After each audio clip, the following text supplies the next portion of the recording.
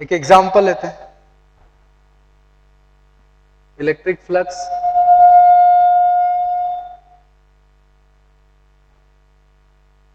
Hello, क्या ये आवाज इको कर रही है?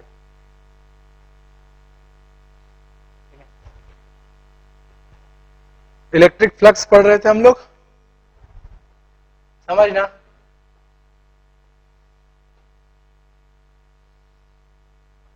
एक क्लोज्ड सिलेंडर है, राइट, जिसकी एक्सिस जो है वो एक्स एक्सिस के अलोंग है। इसका जो बेस एरिया है दोनों तरफ का वो ए है, ठीक है। इस सिलेंडर के लिए हमें इलेक्ट्रिक फ्लक्स निकालना है, और जो इलेक्ट्रिक फील्ड है that is E not i cap, constant electric field है। इस यूनिफॉर्म इलेक्ट्रिक फील्ड में ये सिलेंडर रखा हुआ है, क्लोज्ड सिलेंडर है। Find out total electric flux across this cylinder. अब समझना, अब ये क्लोज्ड सरफेस है, पूरे सरफेस के लिए फ्लक्स निकालना है। इसमें आप देखो सरफेस के 3 एलिमेंट हैं, ठीक है। एक तो ये सरफेस हुआ, ये 1 2, और तीसरा कौन सा है? पूरा जो कर्व्ड सरफेस है वो तीसरा है, ठीक है। और ये इलेक्ट्रिक फील्ड की डायरेक्शन है। सरफेस वेक्टर की डायरेक्शन किधर ले? तो आपको बताया था मैंने कि क्लोज्ड सरफेस के केस में आउटवर्ड नॉर्मल को डायरेक्शन लेंगे। तो सरफेस 1 के लिए वेक्टर इधर होगा, सरफेस वेक्टर। सरफेस 2 के लिए इस तरफ होगा, और सरफेस 3 के लिए इस तरफ, ठीक है। तो फ्लक्स निकालना है तो तीनों सरफेस के फ्लक्स निकालेंगे और उसका सम कर देंगे। तो फ्लक्स फॉर सरफेस 1, वेक्टर इधर है, surface vector, electric field opposite direction में, तो डॉट प्रोडक्ट हो जाएगा माइनस ई ए कॉस थीटा, कितना? -1, इसलिए माइनस ई। और सेकंड सरफेस के लिए फील्ड भी इसी तरफ, तो प्लस ई ए। और जो थर्ड सरफेस है वो इलेक्ट्रिक फील्ड की नॉर्मल है। जो कर्व्ड सरफेस है उसमें आप कोई भी एलिमेंट लो वो इलेक्ट्रिक फील्ड के नॉर्मल होगा, इसलिए उसके लिए फ्लक्स 0। सो टोटल फ्लक्स क्या हो गया? 0। So total electric flux for this cylinder is 0, ठीक। इसको इलेक्ट्रिक फील्ड लाइंस के टर्म में भी समझा जा सकता है। इलेक्ट्रिक फील्ड लाइंस ऐसी होंगी,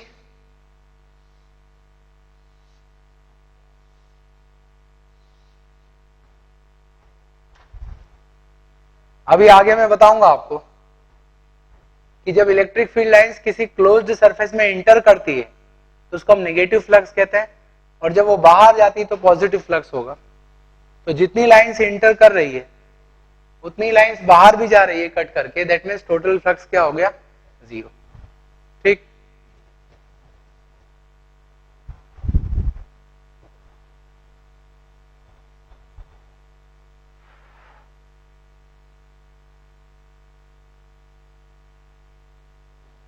अब इसी तरह की प्रॉब्लम है, थोड़ा चेंज कर देते हैं।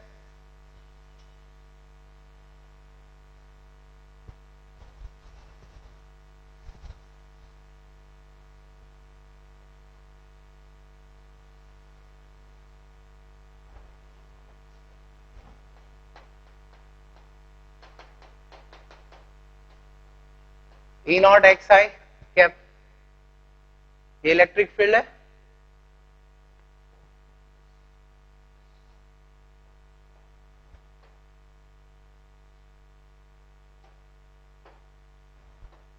ठीक। और उसी सिलेंडर के अक्रॉस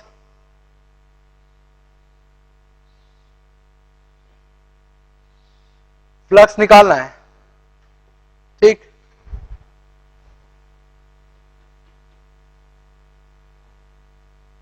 उस सिलेंडर को हमने इस तरह से रखा है कि उस सिलेंडर की एक्सिस एक्स एक्सिस से कोइंसाइड हो रही है, और जो दो प्लेन सरफेस हैं, अगेन उसके एरिया को मैं ये कह रहा हूं, दोनों प्लेन सरफेस के, एक तरफ का फ्लैट सरफेस एक्स एक्सिस को x इक्वल टू ए पर कट करता है और दूसरा plane surface x equal to 2a पर कट करता है, मतलब उसकी साइड हो गई 2a, सॉरी a, ठीक। तो इस सिलेंडर के अक्रॉस इलेक्ट्रिक फ्लक्स क्या होगा ये बताना है आपको। तो यहां पर फ्लक्स लेना है, अगेन तीन सरफेस है हमारे पास, ये एक फ्लैट सरफेस 1, ये फ्लैट सरफेस 2 और तीसरा जो है वो कर्व्ड सरफेस। तीनों का सरफेस वेक्टर पहले हम देख लेंगे, तीनों के लिए फ्लक्स निकाल लेंगे। तो एक एक करके, पहले फ्लक्स सरफेस 1 के लिए, सरफेस वेक्टर इधर है और यहां पर इलेक्ट्रिक फील्ड कितना होगा तो x की वैल्यू a है वहां पर, तो x की वैल्यू a पर इलेक्ट्रिक फील्ड होगा E नॉट आई कैप। तो डॉट प्रोडक्ट लोगे तो फ्लक्स आ जाएगा minus E naught a।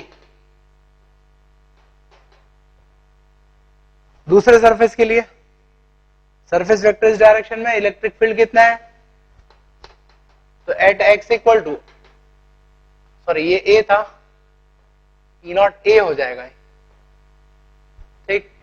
x equal to 2a पर इलेक्ट्रिक फील्ड क्या हो जाएगा, 2 E naught a I cap. और सरफेस वेक्टर और फील्ड दोनों सेम डायरेक्शन में, तो डॉट प्रोडक्ट लोगे मिलेगा प्लस, ठीक है। और थर्ड जो सरफेस है, सरफेस वेक्टर फील्ड के नॉर्मल डायरेक्शन में, तो फ्लक्स 0। सो टोटल फ्लक्स हो गया यहां पे E naught a into capital A. तो टोटल फ्लक्स जो है पॉजिटिव, ठीक है। तो इस तरह से हमें क्या करना है, जितने भी सरफेस के एलिमेंट है सबके लिए फ्लक्स निकालना होगा और ऐड करना होगा, ठीक। तो गॉस लॉ समझने के लिए एक स्टेप जो है दैट इज इलेक्ट्रिक फ्लक्स, उसको हमने समझ लिया। अब उसके आगे बढ़ते हैं हम, राइट।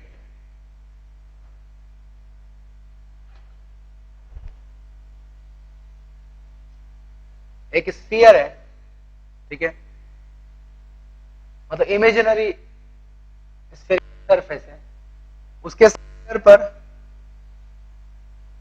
पॉजिटिव चार्ज रखा हुआ है प्लस Q, ठीक है। हमें बताना है electric flux across this given sphere. इस स्फीयर के सेंटर पर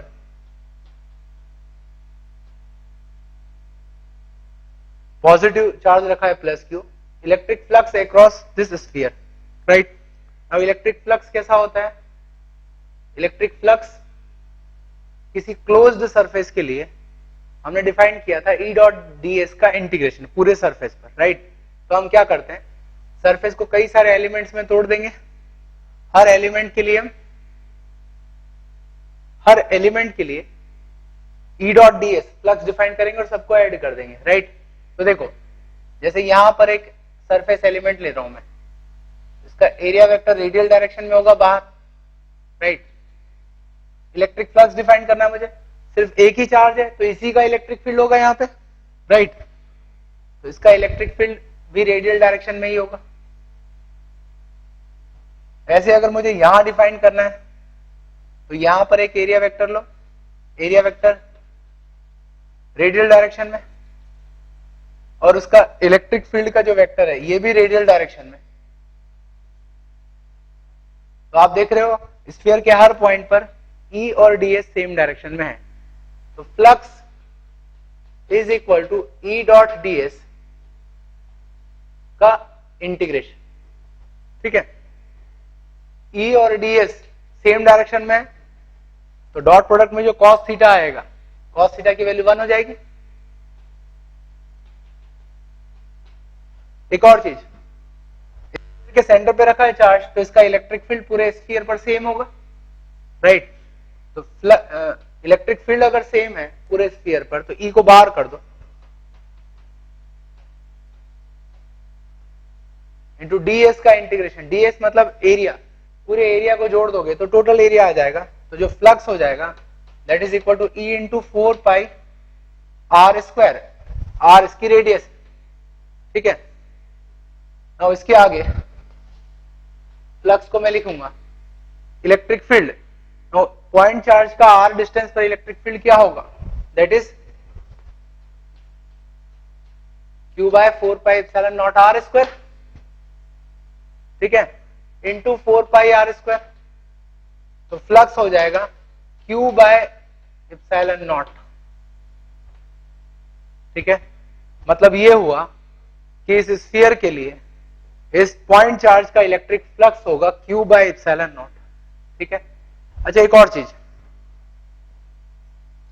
फ्लक्स हमने निकाल लिया, अब इसको इलेक्ट्रिक फील्ड लाइंस के थ्रू मैं इंटरप्रेट करूंगा।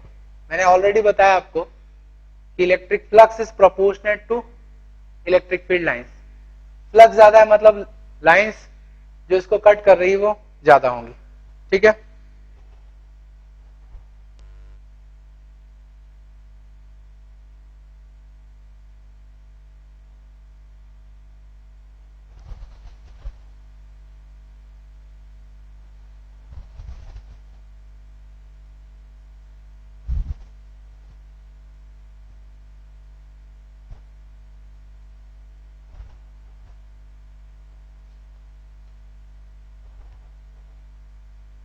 अब इसको इलेक्ट्रिक फील्ड लाइंस के थ्रू हम समझते हैं, राइट। यहां पर हमने चार्ज रखा है प्लस क्यू, इसकी इलेक्ट्रिक फील्ड लाइंस कैसी होगी, सिर्फ एक ही पॉइंट चार्ज आइसोलेटेड है तो जो लाइंस है वो रेडियली आउटवर्ड डायरेक्शन में होगी, पॉजिटिव है इसलिए, ठीक है ना।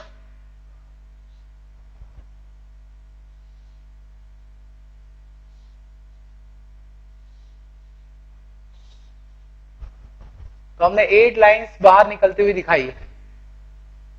तो मान लिया क्यू चार्ज से 8 लाइन निकलती है तो 2Q से कितनी निकलेगी, 16 लाइंस, 3Q से 24 लाइंस, राइट।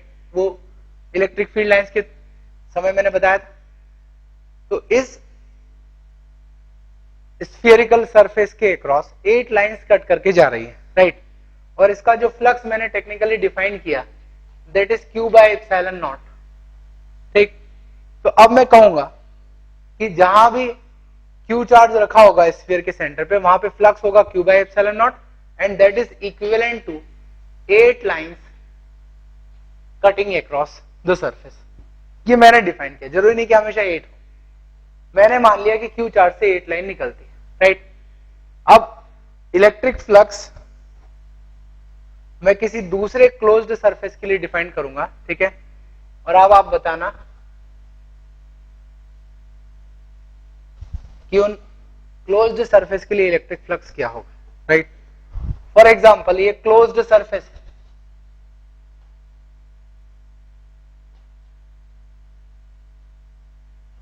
और इसके अंदर यहां पर चार्ज रखा है Q प्लस Q, राइट। इस Q का इलेक्ट्रिक फ्लक्स इस पूरे क्लोज्ड सरफेस के लिए क्या होगा वो हमें डिफाइन करना है। एक तो तरीका है कि आप हर पॉइंट पे इलेक्ट्रिक फील्ड निकालो, एरिया वेक्टर लो, उनका डॉट प्रोडक्ट लो और इंटीग्रेट करो, जो कि बहुत कॉम्प्लिकेटेड होगा क्योंकि सरफेस अनइवन है। तो मैं एक लॉजिक का यूज करता हूं, मैं इस पॉइंट चार्ज के आसपास एक स्फीयर बनाता हूं सच दैट उस स्फीयर का सेंटर पॉइंट चार्ज के साथ कोइंसिडेंट होता है, तो स्फीयर बना है, राइट। अब इस स्फीयर के अक्रॉस मुझे इलेक्ट्रिक फ्लक्स निकालना है, तो कितना होगा, तो ऑलरेडी मैं स्फीयर के लिए फ्लक्स निकाल चुका हूं। अगर उसके सेंटर पे चार्ज है तो फ्लक्स होता है q/ε0, टेक्निकली हमने डिफाइन कर दिया। और इलेक्ट्रिक फील्ड लाइंस की टर्म में समझना है तो इससे लाइंस पास करते हुए दिखाओ आप।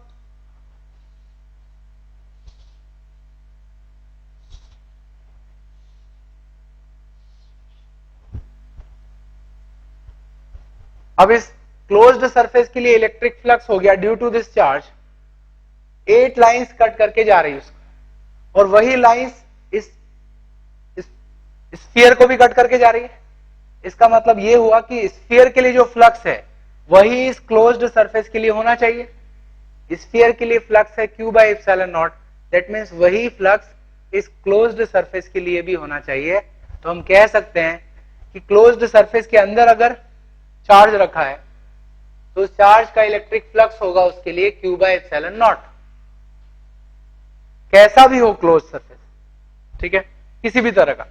अच्छा एक और बात, आप इस चार्ज को कहीं भी रख दो अंदर, हमेशा फ्लक्स की वैल्यू इतनी ही आएगी, क्योंकि हमेशा 8 लाइन ही इसको कट करके बाहर की तरफ जाएगी। इसका मतलब ये हुआ कि अगर क्लोज्ड सरफेस के अंदर कोई पॉइंट चार्ज रखा हुआ है तो उसका electric flux Q by epsilon not होगा। पॉइंट चार्ज क्लोज्ड सरफेस में कहीं भी रखा हो, इससे फ्लक्स की वैल्यू पर कोई इफेक्ट नहीं आएगा। क्या मेरी बात क्लियर है? ठीक। अच्छा सिमिलर सिचुएशन लेता हूं मैं, ये क्लोज्ड सरफेस और अगर चार्ज बाहर है तो इसका इलेक्ट्रिक फ्लक्स क्या होगा इस क्लोज्ड सरफेस के लिए? तो अगेन मैं लाइंस बनाता हूं जैसे वहां बनाई थी।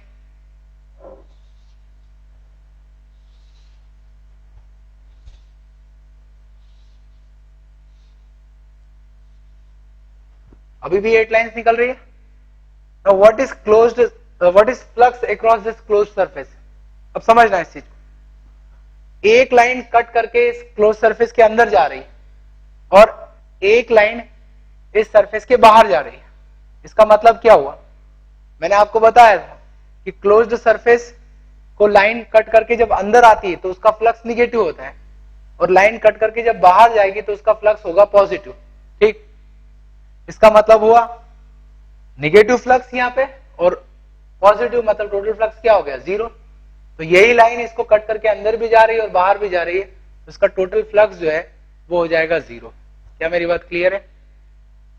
मतलब अगर क्लोज्ड सरफेस के बाहर चार्ज है तो उसकी जो लाइंस है वो जितनी लाइंस कट करके अंदर आएगी सरफेस को उतनी लाइन बाहर भी जाएगी, so total flux due to that charge would be 0। ठीक है, अब देखो गॉस लॉ के प्रूव करने के हम बहुत क्लोज पहुंच गए हैं। क्लोज्ड सरफेस के अंदर अगर चार्ज है तो उसका फ्लक्स में कंट्रीब्यूशन होगा Q बाई एप्सिलॉन नॉट, और वही चार्ज अगर सरफेस के बाहर है तो उसका कंट्रीब्यूशन कितना होगा? 0। राइट। अब ये तो एक पॉइंट चार्ज लिया, ऐसे कई सारे चार्ज अगर ले लिए जाए तो टोटल फ्लक्स किस तरह से निकालेंगे?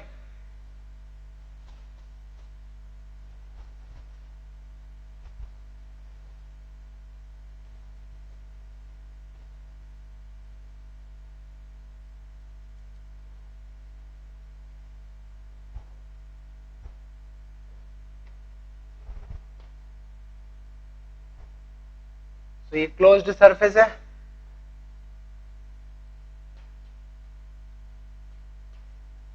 और स्पेस में चार्ज का डिस्ट्रीब्यूशन है। राइट, तो कुछ चार्ज इसमें अंदर होगा,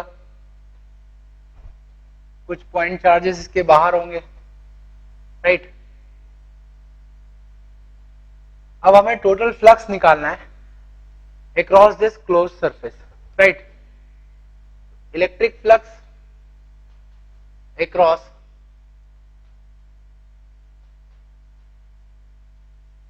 क्लोज्ड सरफेस। ठीक, अब अभी मैंने बताया कि अगर कोई चार्ज Q सरफेस के अंदर रखा हुआ है तो उसका फ्लक्स होगा Q बाई एप्सिलॉन नॉट, और अगर वो बाहर रखा है तो उसका फ्लक्स में कोई कंट्रीब्यूशन नहीं होगा, उसका फ्लक्स 0 होगा। इसका मतलब इस क्लोज्ड सरफेस के बाहर जो भी चार्जेस हैं उनका फ्लक्स इस क्लोज्ड सरफेस के लिए 0 होगा, उनका कोई रोल नहीं है जो चार्ज बाहर है। जो चार्ज अंदर है उनका फ्लक्स में रोल होगा।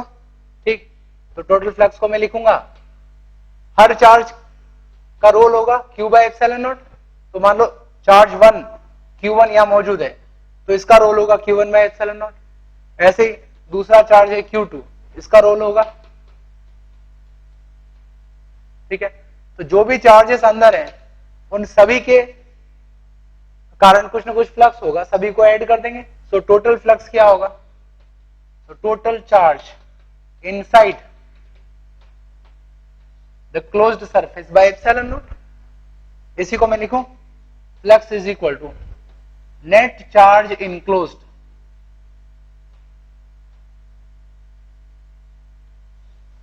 Bye epsilon naught. तो अगर किसी क्लोज्ड सरफेस के लिए इलेक्ट्रिक फ्लक्स निकालना है, ठीक, तो that electric flux is equal to net charge enclosed by epsilon naught, right. मतलब जो इनक्लोज्ड चार्ज है, जो अंदर उसके चार्ज है, उसी का फ्लक्स में रोल होगा, बाहर वाले चार्ज का फ्लक्स में रोल नहीं होगा, right. It is nothing but Gauss law, ठीक है, यही गॉस लॉ का स्टेटमेंट है, राइट। तो ये गॉस लॉ का प्रूफ है, इलेक्ट्रिक फील्ड लाइंस के थ्रू हमने बड़ी आसानी से इसको प्रूव कर दिया।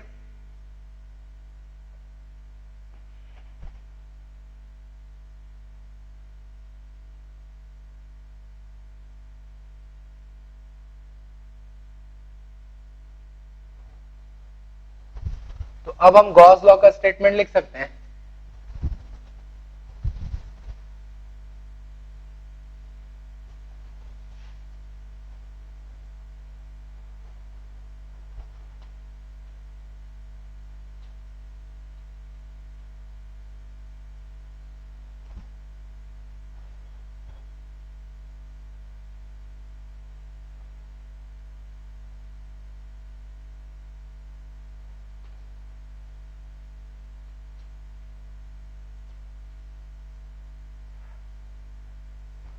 Electric flux across closed surface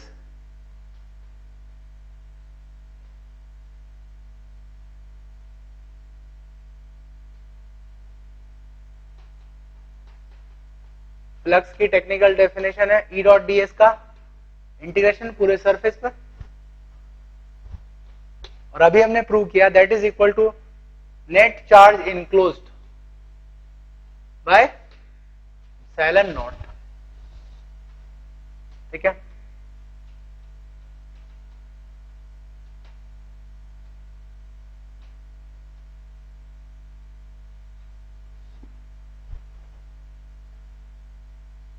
तो जो चार्जेस इस क्लोज्ड सरफेस के अंदर होंगे उन्हीं का इलेक्ट्रिक फ्लक्स में रोल होगा, जो चार्जेस इसके बाहर हैं उनका इलेक्ट्रिक फ्लक्स में कोई रोल नहीं होगा, राइट। तो सिर्फ इनक्लोज्ड चार्ज का ही फ्लक्स निकालना है, राइट। तो फ्लक्स निकालने के लिए हमें क्या करना होगा, क्लोज्ड सरफेस के अंदर जितने भी चार्ज है सबका सम कर दो by epsilon naught, that is electric flux.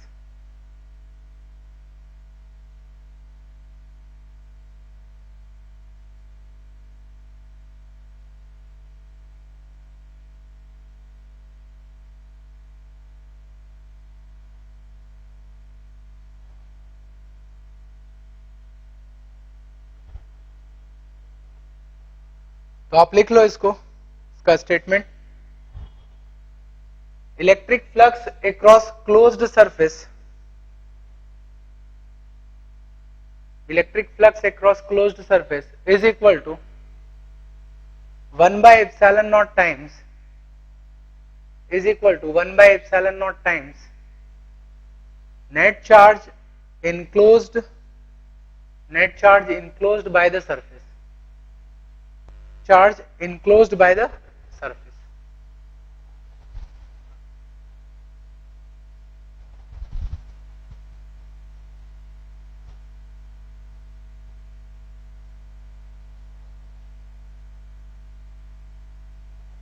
अच्छा, एक और चीज, जो हम क्लोज्ड सरफेस की बात कर रहे हैं, ये क्लोज्ड सरफेस रियल भी हो सकता है और इमेजिनरी भी हो सकता है, ठीक है।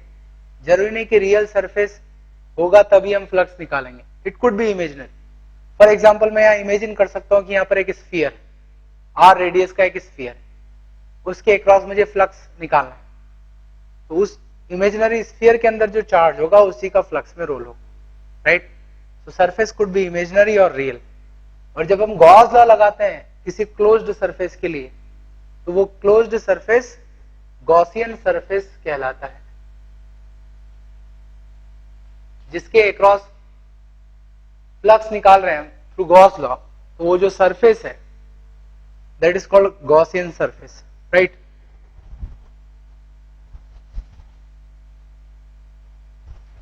तो एक एग्जांपल लेते हैं।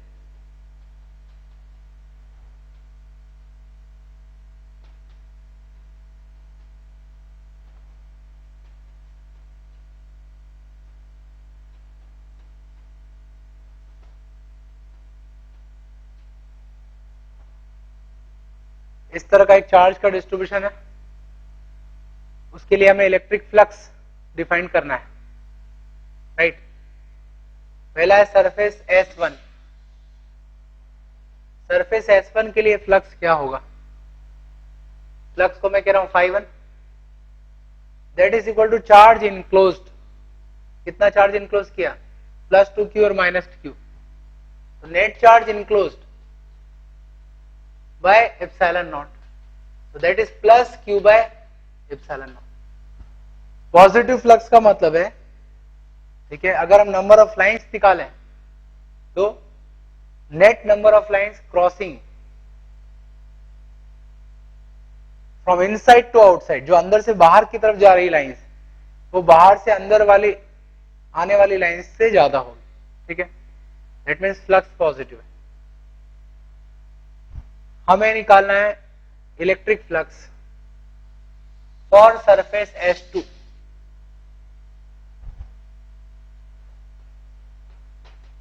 So net charge enclosed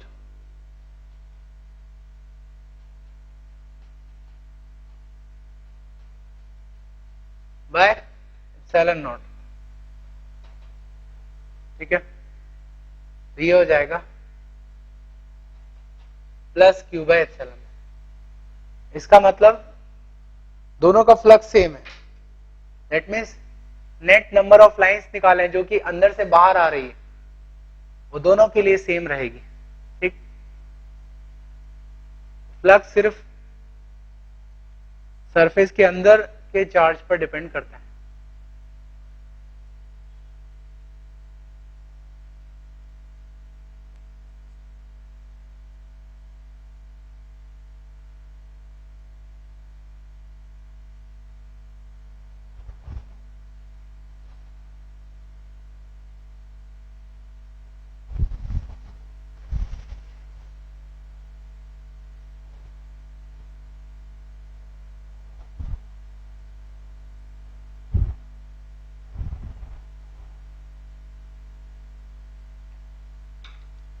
देखो एक और एग्जांपल लेते हैं।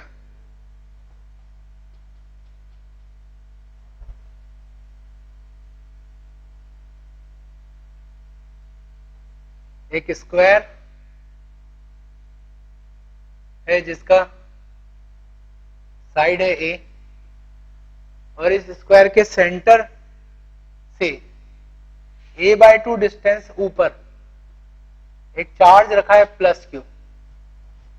जो स्क्वायर है साइड A का, उसके सेंटर से a/2 डिस्टेंस ऊपर एक चार्ज रखा है +q। हमें इस चार्ज का इलेक्ट्रिक फ्लक्स बताना है across this surface. Find out electric flux across the surface, ठीक है। डेफिनेटली इलेक्ट्रिक फ्लक्स होगा। अब E.ds के इंटीग्रेशन से अगर हम इसको करें तो बहुत डिफिकल्ट होगा, थोड़ा हम सोचते हैं क्या करना चाहिए। गॉस लॉ को अप्लाई किया जा सकता है यहां।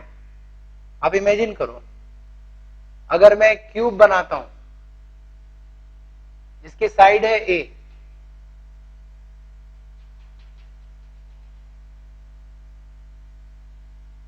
और उस क्यूब के सेंटर पर इस चार्ज को रख दूं Q,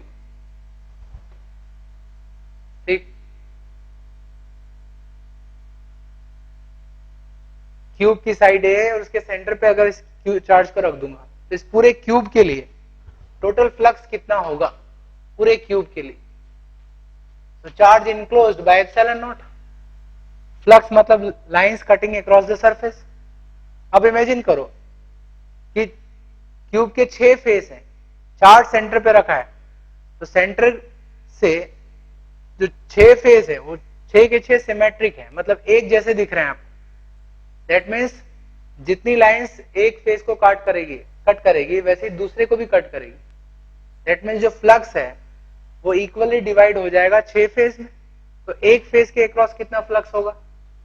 flux across one phase 1/6 होगा इसका। एक फेज के अक्रॉस फ्लक्स होगा Q/6 एप्सिलॉन नॉट। अब दोनों को कंपेयर करो। जैसे मैंने ये फेस लिया, फेस मतलब एक स्क्वायर होगा जिसकी साइड है, और उस स्क्वायर के सेंटर से a/2 डिस्टेंस पर ये चार्ज रखा है। तो इस चार्ज का इस फेस के across flux Q/6 epsilon not होगा, राइट, जो कि यहाँ के फ्लक्स के बराबर होगा, राइट। इस तरह से गॉस लॉ के यूज से हम आसानी से इलेक्ट्रिक फ्लक्स निकाल सकते हैं।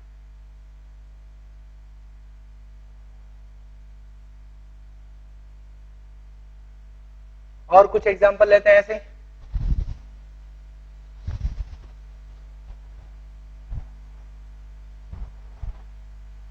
अच्छा, इस प्रॉब्लम को देखो।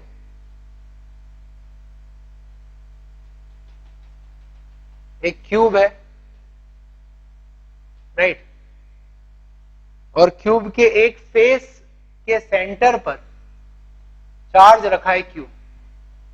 क्यूब के एक फेस के सेंटर पर चार्ज रखा है Q. Find out electric flux due to this charge Q across cube.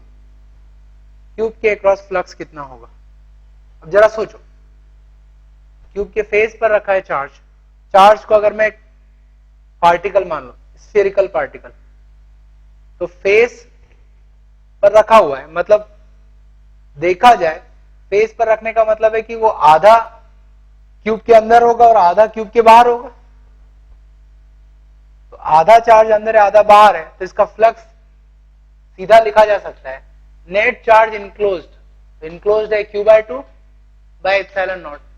मतलब इस चार्ज का जो फ्लक्स होगा अक्रॉस क्यूब, ये Q/2 एप्सिलॉन नॉट होगा। तो आधा फ्लक्स अंदर जाएगा, आधा बाहर जाएगा, ठीक है। इसी तरह से एक और प्रॉब्लम बनाई जा सकती है।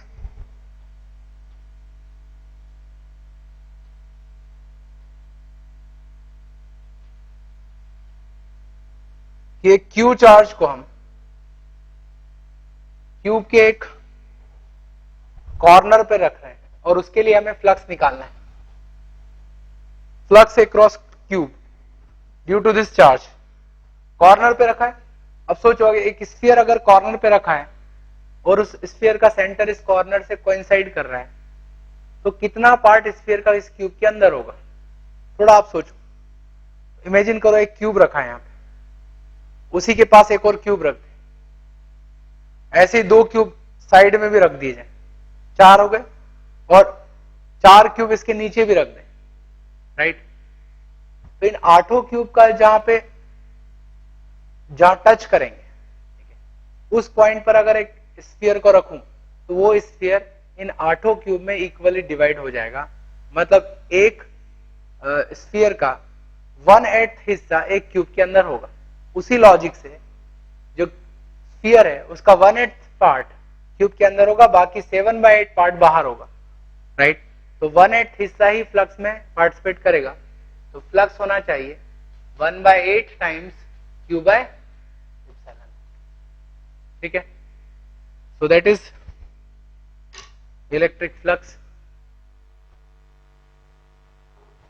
जो इलेक्ट्रिक फ्लक्स है वो इनक्लोज्ड चार्ज पर डिपेंड करता है, ठीक है। एक एक करके देखते हैं। फर्स्ट केस के लिए, ठीक, चार्ज क्यूब के अंदर रखा है, तो सीधी सी बात है उसका फ्लक्स होगा, कितना होगा? Q/ε0। Second, at the corner, charge एक कॉर्नर पे रखा है। अब आप थोड़ा सोचो, चार्ज को भी एक बहुत छोटा स्फीयर के फॉर्म में हम माने, पॉइंट चार्ज को, तो स्फीयर का कितना पार्ट इस क्यूब के अंदर होगा और कितना बाहर होगा?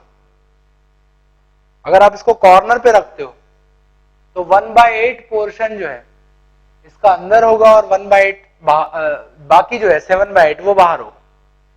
आप थोड़ा सोचो, एक क्यूब का ब्लॉक रखा है, उसके पास इधर भी एक ब्लॉक रखा है, इसके आगे भी, 2 रखें और नीचे 4, तो 8 क्यूब हैं, उनका जो सेंटर होगा उस पर अगर आप चार्ज रख दो या कोई स्फीयर रख दो तो वो 8 में इक्वली डिवाइडेड होगा।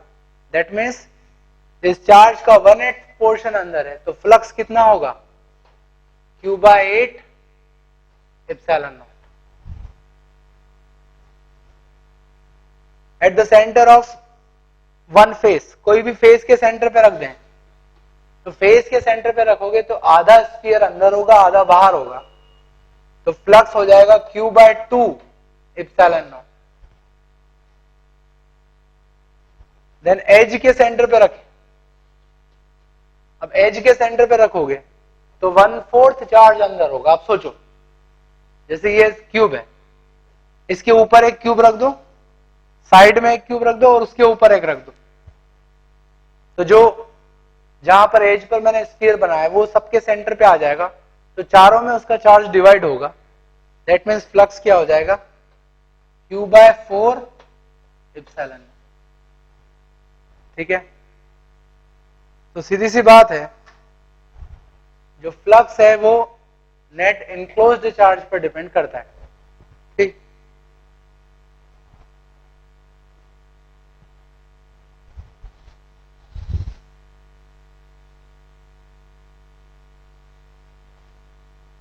अच्छा इसी में एक और क्वेश्चन पूछता हूं मैं, अगर इस चार्ज को हमने क्यूब के सेंटर पे रखा तो एक फेस से कितना फ्लक्स का फ्लो होगा, what is electric flux across one face of cube.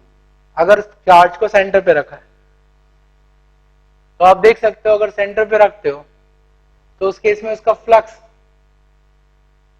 6 face से जाके कट करेगा, और सिमेट्रिक पोजीशन पर है तो 6 फेज में इक्वल डिस्ट्रीब्यूशन होगा फ्लक्स का, मतलब एक फेज के लिए कितना हो जाएगा, Q/6 एप्सिलॉन। ठीक है, 6 फेज में इक्वल डिस्ट्रीब्यूशन होगा तो Q/6 एप्सिलॉन नॉट होगा। ठीक है,